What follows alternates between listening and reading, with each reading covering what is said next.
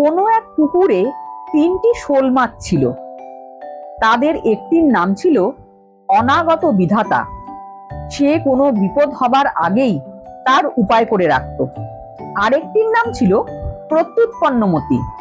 তার খুব বুদ্ধি ছিল। কোনো বিপদ উপস্থিত হলে সে ঢের বুদ্ধি খাটিয়ে তা দূর করত। আরেকটির নাম দীর্ঘসূত্র। সে কোনো বিপদের কথা জানতে পারলেও আজ নয় কাল করে সময় কাটাতো। কাজেই বিপদ এসে উপস্থিত হলে আর তার বিপত্তির সীমা থাকতো না। একদিন একদল জেলে এসে মাছ ধরবার জন্য সেই পুকুরের জল সেঁচতে আরম্ভ করলো। তাই দেখে অনাগত বিধাতা প্রত্যুৎপন্নমতি আর দীর্ঘসূত্রকে ডেকে বলল, ভাই, বড়ই তো বিপদ উপস্থিত দেখছি।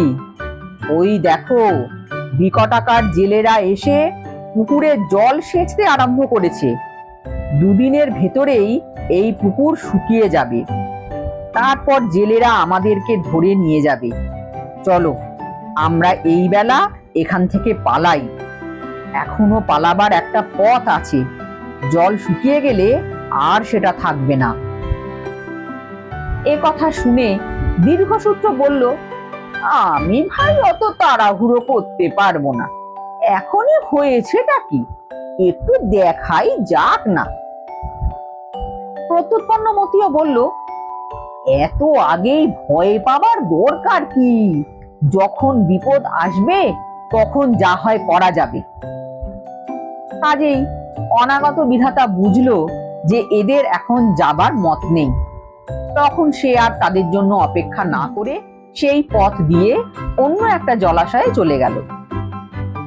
এদিকে জেলেরা এমনি উৎসাহের সঙ্গে জল সেঁচতে আরম্ভ করলো যে পুকুর শুকোতে আর বেশি বিলম্ব হলো না। তখন তারা দড়ি এনে এক একটি করে মাছ ধরে তাতে গাঁথতে লাগলো।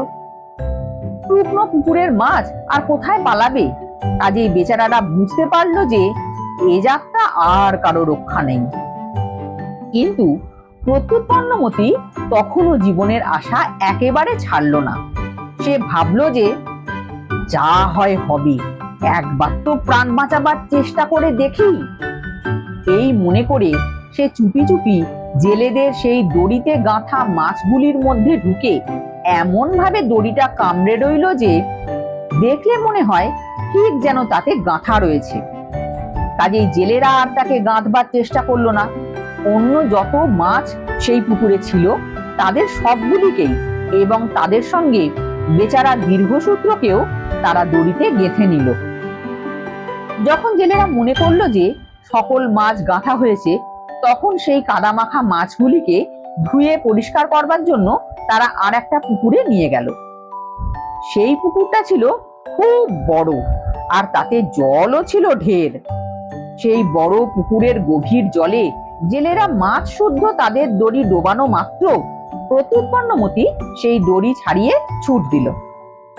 এই গল্প থেকে এটাই শিক্ষা পাওয়া গেল যে এক বাঁচে সাবধান, আর বাঁচে বুদ্ধিমান। এ সংসারে অসতর্ক বোকা ব্যক্তির বড়ই বিপদ।